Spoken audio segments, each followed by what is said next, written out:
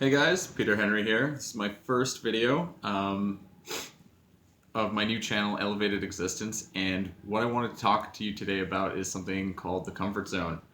And it's a really apt video to start for my first one, and it's something I've been struggling with a lot lately, and it's something that's been a recurring topic for myself and my clients this week that's been coming up a lot and in really different ways. So first, a little bit about me. I'm a personal fitness trainer from Edmonton, Alberta, and my entire job is dedicated to pushing people forward past their comfort zone, past areas where they feel like they couldn't do it, feel like they don't have enough energy, and feel like they just don't have the motivation or the inspiration to keep moving forward and staying on track. And it's kind of funny, I can do this for other people all the time and get paid to do it, and I have no problem doing this for others. But when it comes down to doing it for yourself, it's a bit of a different story, isn't it? I'm sure you can do this with all your friends, motivate and inspire your friends, push them forward, encourage them, all giving them alternative perspectives to help them move past whatever's blocking them. And so that's something I wanted to talk about as well too. What is it that actually blocks us? What is it that keeps us in our comfort zones? And so I had a really interesting experience with a client of mine yesterday. We were finishing up our session and we were driving in the car, and we got talking about it, and I tried to get him to commit to going all in. And so that's different than just making a commitment and stating a desire, and the difference between going all in with that. And that's something I'm going to touch on in another video. And I gave him a sentence to repeat back to me after we talked about it, and he just froze up. He just couldn't say it back to me. He just could not utter the words that, I will commit to this change at all cost, and I'll go all in. From this day forward, this is my new life. And he just couldn't do it. And I don't think it was like that word for word, but it was something to that effect. And I noticed some hesitation, and I kind of called him out on it. I was like, I noticed you're hesitating. Where's that fear coming from? What's holding you back, man? And he said, well, he's like, mostly fear of the unknown. And I was like, right. And it can be a little bit scary jumping into the unknown. And he's like, yeah, man. And I'm like, are you afraid that you're going to become someone you don't recognize? And he's like, yeah, that's pretty much it. Are you afraid that you're going to have to let go of the things that define you today in order to be that person you want to be tomorrow? And he was like, yeah, absolutely. And I was like, all right, I want you to know that fear is entirely natural, that your life is like swinging on a vine, and you're used to, how that vine feels, what that vine looks like, and how far it can take you. But it can only take you so far. And then if you want to get a little further in your life, you want to experience something different, sometimes you have to let go of that vine before you know where that next one is going to come from. And just trust in yourself that you're going to grab it when you need to, that you're going to hold on to it, and you're going to find it, and it's going to carry you forward. I mean, Steve Jobs said it best: we can only line up the dots looking back. We just have to trust that it'll all kind of work out moving forward. And so that means you have to let go of, limiting beliefs, personality traits, habits, activities, sometimes even friends and family. And that can be pretty scary. And so when I mentioned sometimes even friends and family, it was kind of a trigger for him, when I was talking about that. And he started telling me about a story about his brother, and his brother was, really into science, that kind of stuff, and was doing very, very well, had a PhD in astrophysics or something like that, something pretty complicated, pretty difficult. And at one point his brother was having a really difficult time in his life, and I guess after a few minutes of the conversation, he had found religion, had done an about face, had stopped being a professor, had stopped going into science, and just went all in on finding God, on religion, and it caused a lot of conflict with him and his family, and it caused a lot of pain for him personally. And I realized that, and I was super grateful that he shared that with me. And when something like that happens to you, it gets, especially at a young enough age, it gets buried into your subconscious, and it illustrates and undertones every single behavior we do going forward. You know, it's the reason why you can't make a positive change in your life. It's the reason why you can't push yourself to get past some sort of blockage, some sort of area of comfort that you know is comfortable but possibly quite painful, and maybe not even, it may be even downright unhealthy. And so when I isolated this for him, he was incredibly grateful. He was astounded, and he had a very powerful and very emotional breakthrough. It was amazing. It was amazing to see, and he said he felt so much lighter, and that was huge. That was absolutely huge for him. And I think there's going to be a lot of growth for him going forward. And I'm really, really looking forward to seeing where he goes and seeing if it renews his commitment and makes him a lot more sure of himself and his commitment to his change and taking those bold steps forward. I think that was absolutely huge. So the next time you're running up against your comfort zone, is the point that I'm trying to make is, instead of looking on the outside for what's holding you up, you know, like, oh, maybe, you know, this isn't ready, this isn't quite the way I need it yet, that kind of thing.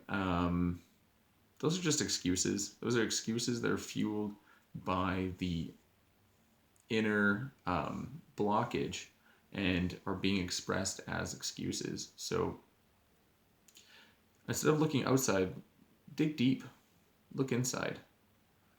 Try to identify how you feel. Maybe try to identify how you're feeling in your body at that moment, and try to see how that feels and where that comes from and what kind of emotions come up when you're dealing with coming up from your comfort zone. Maybe you have a hard time saying no. Maybe you have a hard time standing up for yourself.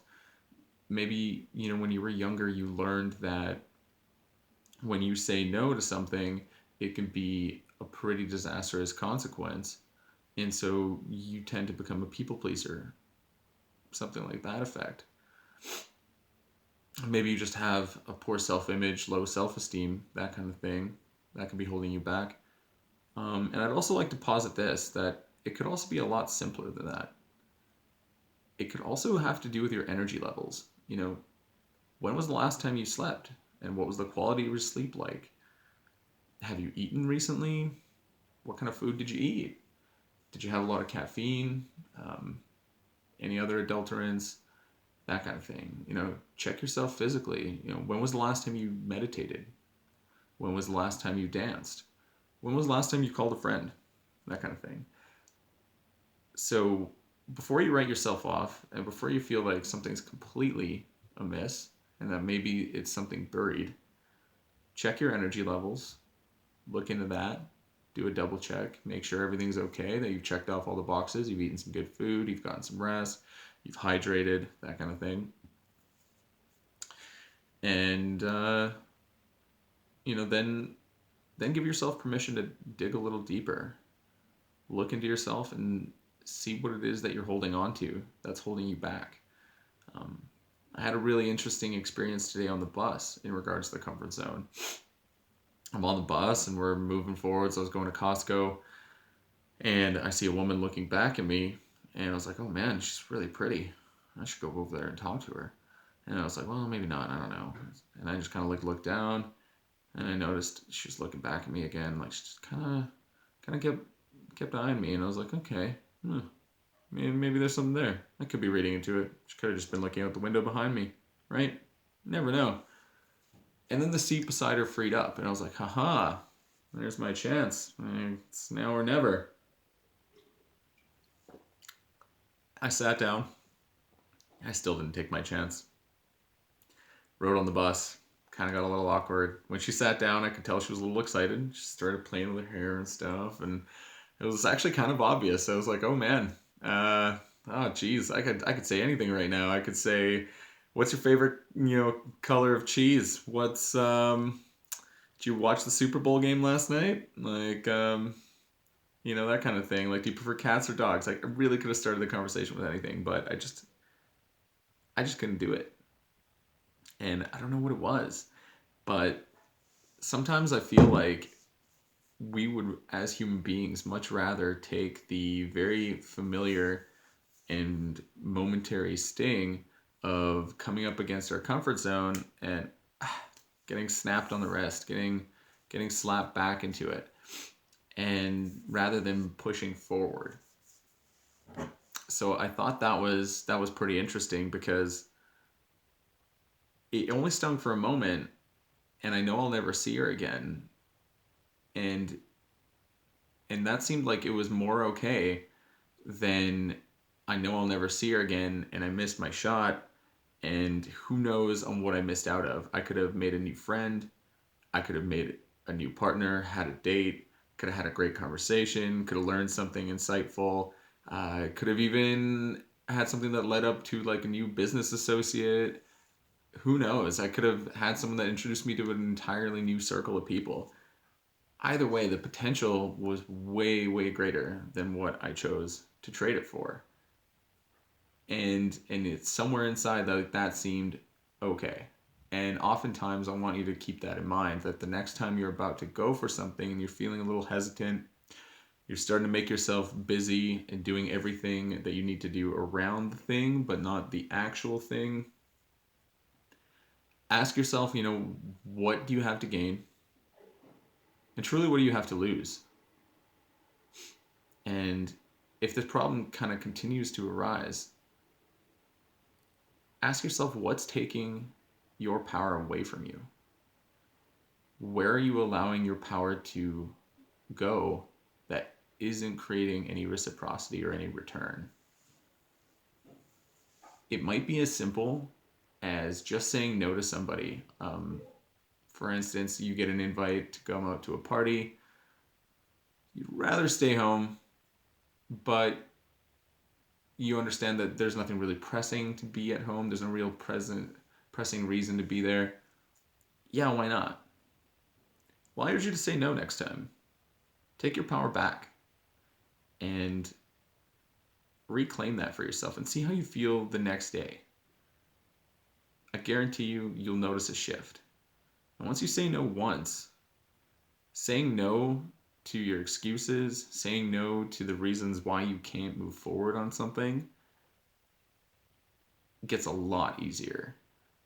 And when you don't do it, don't beat yourself up about it. Just take the sting on the wrist and move on. We're only human. So this has been my first video. Thank you very much for listening, and I appreciate it so much. I can't wait to share a lot more with you, and I can't wait to see where this goes. And I'd love any comments and feedback. I would love any sort of support that way as well too. Any sort of constructive criticisms, please feel free to put them in the comments below. I'm definitely just here to grow and here to move forward. Thanks so much. And please feel free to posit some new suggestions for other topics as well too. I'd love to hear what you guys want to talk about. Anyway, see you later.